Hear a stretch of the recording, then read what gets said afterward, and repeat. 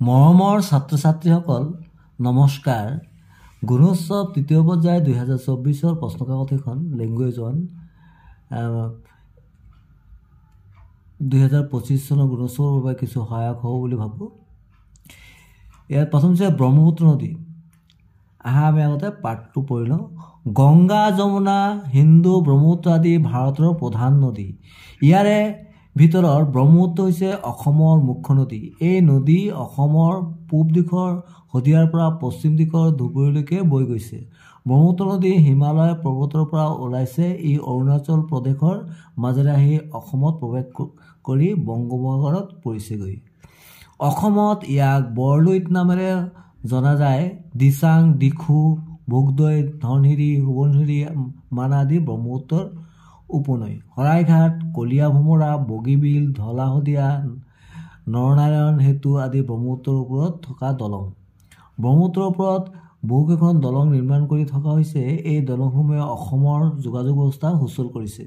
ব্ৰহ্মপুত্ৰৰ বুকুৱেদি জল পৰিবহণ ব্যৱস্থা আছে। ডিব্ৰুগড়, ধেমাজি, তেজপুৰ, গুৱাহাটী, ধুবুৰী আদি নগৰসমূহ এই নদীৰ পাৰতে গঢ় লৈ উঠিছে।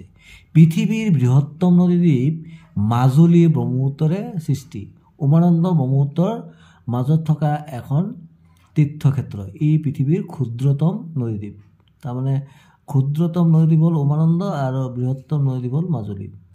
অসমৰ সভ্যতা লুইতপৰীয়া সভ্যতা।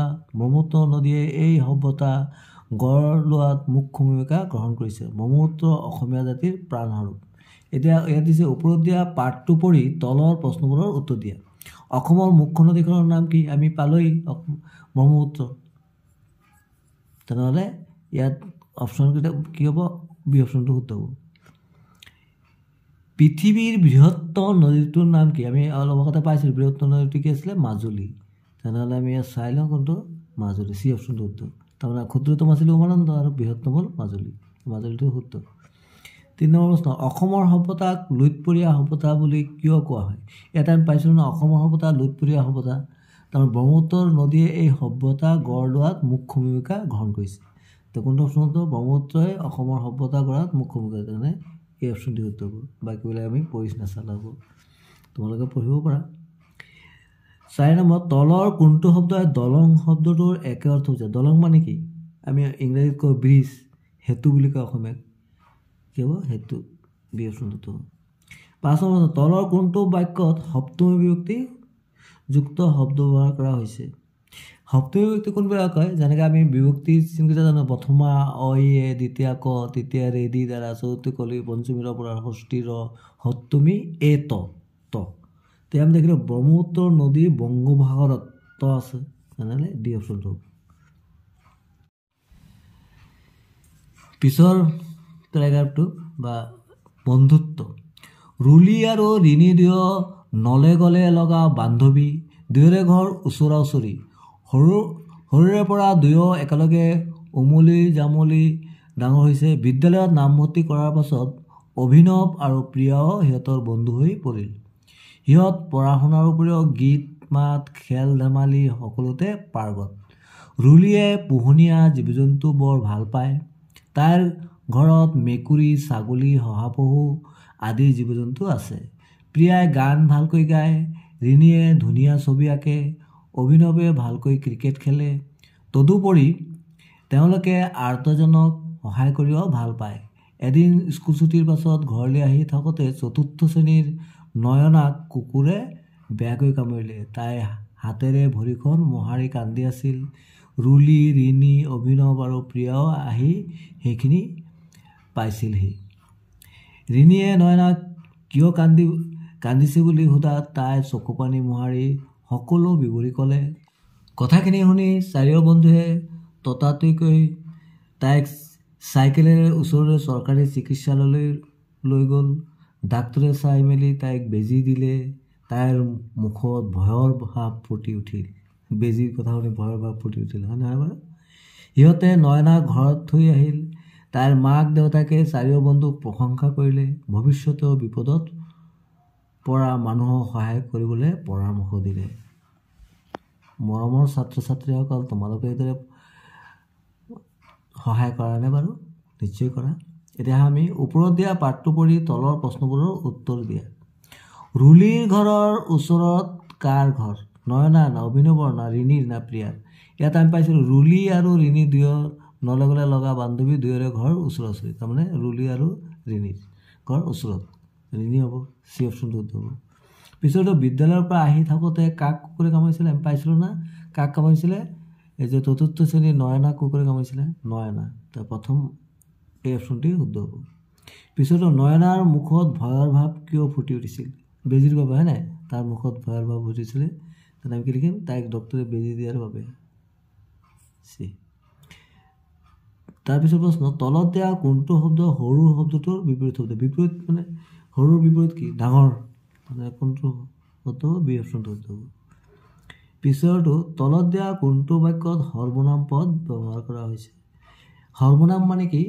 বিশেষ্য পদৰ সলনি যি শব্দ বা পদ ব্যৱহাৰ কৰা যায় সেইটোকে কি বোলা হয়? সৰ্বনাম। যেনেকৈ ৰাম ভাল, ৰাম যদি কওঁ সি ভাল, ৰামৰ সলনি যদি সি ব্যৱহাৰ হয় তেনেহ'লে সেইটো হ'ব সৰ্বনাম। যেনেকৈ সি, সিহঁত, তাই, এইবিলাক হ'ল সৰ্বনাম পদ। ইংৰাজীত যিটো প্ৰনাউন বুলি কয় সেইটো প্ৰথমটোৱে আছে তাইৰ, এইটোৱে হ'ব তাইৰ মুখত ভয়ৰ ভাৱ ফুটি উঠিছিল, এইটো হ'ব সৰ্বনাম পদ। কাৰণ ৰুলি এটা নাম, এইটো বিশেষ্য, প্ৰিয় নাম বিশেষ্য পদ, অভিনৱ নাম এইটো হ'ল বিশেষ্য পদ। লেংগুৱেজনৰ খেতিৰ সঁজুলি, ইয়াত এটা পেৰাগ্ৰাফ দিছে। মৰমৰ ছাত্ৰ ছাত্ৰীসকল তোমালোকে পেৰাগ্ৰাফটো পঢ়ি ল'বা, পঢ়ি বুজিবলৈ চেষ্টা কৰিবা। ইয়াত মই প্ৰশ্নৰ পৰা চাই দিছোঁ। ইয়াত প্ৰশ্ন দিছে ওপৰত দিয়া পাঠটো পঢ়ি তলৰ প্ৰশ্নবোৰৰ উত্তৰ দিয়া। ইয়াত দিছে অবিনাশহঁতৰ গাঁওখনৰ নাম কি? লোহিতপুৰ না ৰদৈ না কদমতল বা পানচৈ? ইয়াত আমি তোমালোকে পঢ়িলে পাবা। ইয়াত আছে অবিনাশৰ ঘৰ লোহিতপুৰ, প্ৰথমতে আছে লোহিতপুৰ, তেনেহ'লে এই অপশ্যনটো শুদ্ধ হ'ব। পিছৰ প্ৰশ্নটো, তলত দিয়া কোনবিধ সঁজুলি মৰণা মৰা কাৰ্যত ব্যৱহাৰ কৰা হয়? ইয়াত এই দিছে কোৰ, কাঁচি, লাহনি, ওখোন। ইয়াত যদি এই পেৰাগ্ৰাফটো পাঠটো যদি ভালকৈ পঢ়া হয় তেতিয়াহ'লে আমি পাম। ইয়াত আছে মুঠি ধানবোৰ চোতালত মৰণা মাৰোঁতে ওখোন ব্যৱহাৰ কৰা হয়, ওখোন ব্যৱহাৰ কৰা হয় মৰণা মাৰোঁতে, তেনেহ'লে অপশ্যন ডি হ'ব শুদ্ধ। পিছৰ প্ৰশ্ন, বিৰিণাৰ ঘৰ কোন ঠাইত? কদমতলত না পানচৈত না লোহিতপুৰত না ৰদৈত? এতিয়া আমি এই পাঠটো পঢ়িলে আমি পাম। ইয়াতে আছে যে ইয়াত যদি আমি পঢ়োঁ যে এদিন অবিনাশৰ লগত পানচৈ গাঁৱৰ তুলতুল আৰু মানে পানচৈ গাঁৱৰ তুলতুল আছিলে পানচৈ গাঁৱৰ আৰু ধৰণী কৃষি পামখনলৈ গ'ল। লগত কোন গ'ল? কদমতলৰ কেতেকী আৰু বিৰিণা। তাৰমানে কদমতলৰ কোন কোন থাকে? কেতেকী আৰু বিৰিণা। তেনেহ'লে নিশ্চয় উত্তৰটো হ'ব বিৰিণাৰ ঘৰ ক'ত? কোন ঠাইত? কদমতলত। এই অপশ্যনটো উত্তৰ হ'ব। পিছৰটো, নাঙল সাজিবলৈ জামুক, এজাৰ আদি গছ কিয় উপযোগী? ইয়াত তোমালোকে পঢ়িলে পাবা। ইয়াত দিয়া আছে খেতিয়কে নাঙল সাজিবলৈ টান কাঠ ব্যৱহাৰ কৰে, টান কাঠ। ইয়াৰ বাবে তেওঁলোকে জামুক, এজাৰ আদি চিনাকি গছ উপযোগী। তাৰমানে টান কাঠ ক'ত থাকে? জামুক আৰু এজাৰ আদি গছত না। তেনেহ'লে কোনটো অপশ্যনটো ইয়াত দিছে? নাঙলেৰে মাটি জোৱাৰ বাবে এই গছৰ কাঠ টান হোৱাৰ বাবে, তেনেহ'লে এই বি অপশ্যনটো উত্তৰ হ'ব। পিছৰটো, তলৰ কোনটো শব্দই কৃষক শব্দটোৰ একে অৰ্থ বুজাইছে? আমি জানো কৃষক মানে খেতিয়ক, তেনেহ'লে কোনটো অৰ্থ? চি অপশ্যনটো উত্তৰ হ'ব খেতিয়ক। কৃষক আৰু খেতিয়ক একেই কথা। 16 নম্বৰ প্ৰশ্ন, তলৰ কোনটো বাক্যত বিশেষণ পদ ব্যৱহাৰ কৰা হৈছে? আমি জানো যে বিশেষণ মানে কি? বিশেষ্য পদৰ দুখ গুণ আদি বুজাবলৈ যিবোৰ শব্দ ব্যৱহাৰ কৰে সেইটো হ'ল বিশেষণ পদ। যেনেকৈ ৰাম ভাল, ভালটো বিশেষণ। ইয়াত আমি অবিনাশৰ ঘৰ লোহিতপুৰ, ইয়াততো নাই। ইয়াত অবিনাশৰ দেউতাক ভাল কৃষক, তাৰমানে এই ভালটো হ'ব বিশেষণ পদ। কাৰণে এই অবিনাশৰ দেউতাক ভাল কৃষক, ইয়াত এটা গুণ বুজাইছে, এই ভালটো হ'ব বিশেষণ পদ, সেইকাৰণে বি অপশ্যনটো শুদ্ধ হ'ব। এতিয়া হ'ল লেংগুৱেজ টু। মৰমৰ ছাত্ৰ ছাত্ৰীসকল, ইয়াত দিছে read the following passage and answer the question from question number 17 to question number 19, মানে 17 পৰা 19 নং প্ৰশ্নৰ উত্তৰ এই পেৰাগ্ৰাফটোৰ পৰা দিব লাগে। এতিয়া আমি আগতে পেৰাগ্ৰাফটো পঢ়ি ল'ম। Srimanta Sankardev was born in 1449। মানে শ্ৰীমন্ত শংকৰদেৱৰ জন্ম হৈছিল 1449 চনত ইন এ ভিলেজ, এটা গাঁৱত কল্ড আলিপুখুৰী। সেই গাঁওখনৰ নাম কি আছিলে? Alipukhuri. It is in the district of Nagaon, আৰু এই আলিপুখুৰী গাঁওখন ক'ত আছিলে? নগাঁও জিলাত। His father's name was Kusumbar Bhuyan and his mother's name was Satyasandha Devi. তাৰমানে শ্ৰীমন্ত শংকৰদেৱৰ দেউতাকৰ নাম আছিলে কুসুম্বৰ ভূঞা আৰু মাকৰ নাম আছিলে Satyasandha Devi. He lost his parents at an early age, মানে সৰু থাকোঁতে তেওঁৰ পিতৃ মাতৃ হেৰুৱালে। So' he was brought up, তাৰমানে লালন পালন কৰিছিলে কোনে? বাই হিজ গ্ৰাণ্ড মাদাৰ, তাৰ আইতাকে তাক ডাঙৰ দীঘল কৰে। সেই আইতাকৰ নাম কি আছিলে? Khersuti. He attended Mahendra Kandali school at the age of 12। 12 বছৰ বয়সত মহেন্দ্ৰ কন্দলিদেৱৰ স্কুললৈ গৈছিল। At such a young age he wrote his first well known poem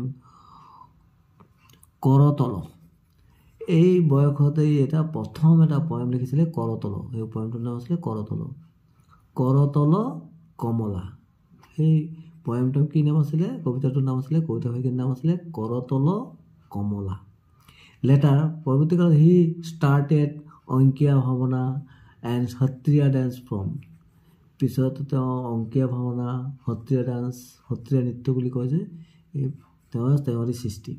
he root 6 great plays, তেওঁ 6টা ডাঙৰ বিখ্যাত কি লিখিছিলে? নাটকো লিখিছিলে। Some of them are Ram Vijay, কি লিখিছিলে? Ram Vijay, Keligopal, Kaliya Daman. He wrote the famous devotional songs called Borgeet, তেওঁ বৰগীতৰ ৰচনা কৰে। ফেমাছ মানে বিখ্যাত ভক্তিগীত বৰগীত। শংকৰদেৱ ডাইড ইন 1568, শংকৰদেৱৰ মৃত্যু হৈছিল 1568 চনত। At the age of 119 years, কিমান বয়স হৈছিলে তেতিয়া? 119 বছৰত। ক'ত মৰিছিলে? মৃত্যু হৈছিলে ইন কোচবিহাৰত। এতিয়া আমি প্ৰশ্নলৈ আহোঁ। হু ব্ৰট আপ শংকৰদেৱ? আমি পাইছিলোঁ না, তেওঁৰ গ্ৰাণ্ড মাদাৰ খেৰচুতি। তাৰ কোনটো হ'ব? অপশ্যনটো টাইম চাই খেৰচুতি, বি অপশ্যনটো হ'ব। তাৰপিছত আছিলে which one of the following was Sankardev's first poem? তলৰ কোনটো শংকৰদেৱৰ প্ৰথম কবিতা? পাইছিলোঁ আমি কৰতল কমল, হয় নাই? কোনটোত আছিলে? এই অপশ্যনতে আছে কৰতল কমল। 19টা আছে which one of the following words in the opposite of the word old. অল্ডৰ অপজিট ৱাৰ্ড কি? অপজিট মানে বিপৰীত শব্দ। কি বৃদ্ধ কি হ'ব? অল্ড কি হ'ব? য়াং। আমি এই চি অপশ্যনটো য়াং। ইয়াৰ পিছৰ পৰা read the following passage and answer the question নং 22 20ৰ পৰা 22লৈকে এই পেৰাগ্ৰাফটো পঢ়ি উত্তৰ দিব লাগে।